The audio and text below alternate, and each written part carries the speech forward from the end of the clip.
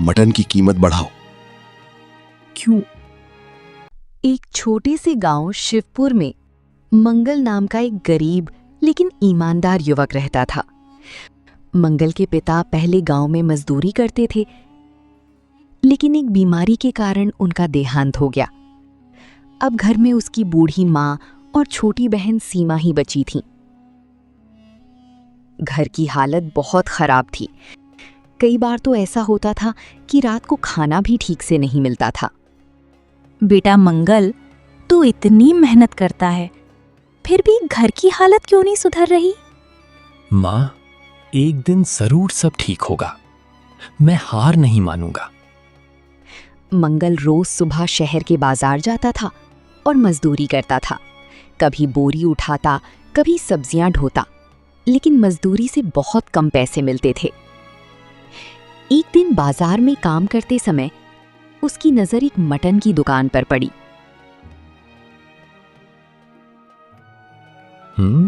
लोग मटन खाने के लिए इतनी भीड़ लगा रहे हैं। अगर मैं भी मटन बेचूं तो शायद अच्छा कमाई हो सकती है। उस रात मंगल ने बहुत सोच विचार किया।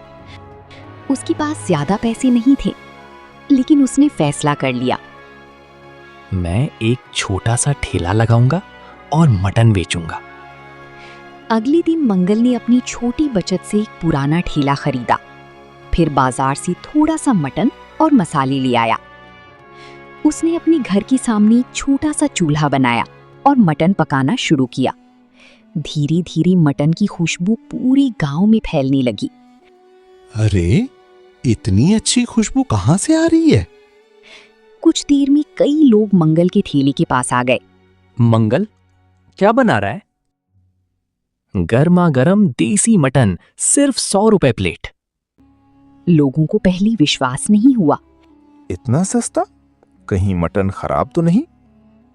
नहीं भाई, बिल्कुल ताजा है। क्योंकि बाकी जगह मटन बहुत महंगा मिलता था। जब लोगों ने मटन खाया तो सब हैरान रह गए।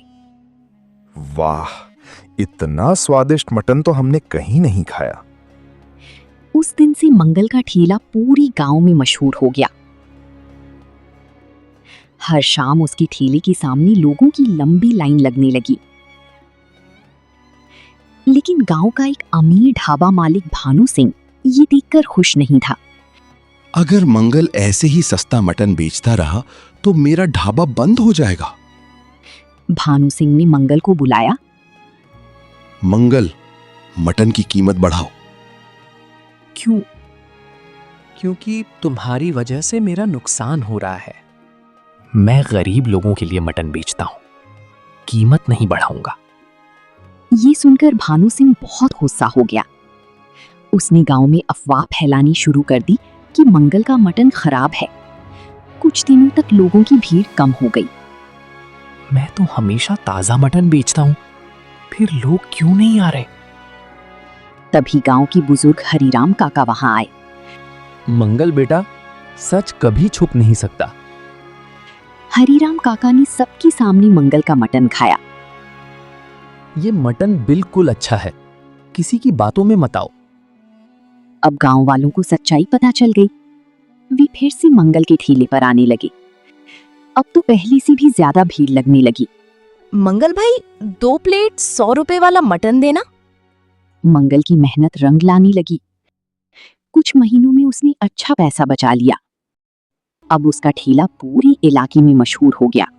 दूर दूर के गांव से लोग 100 रुपए वाला मटन खाने आने लगे। मेहनत और ईमानदारी से काम करो, सफलता जरूर मिलेगी। और इसी तरह एक गरीब युवक का छोटा सा ठेला एक दिन पूरी इलाके की पहचान बन गया।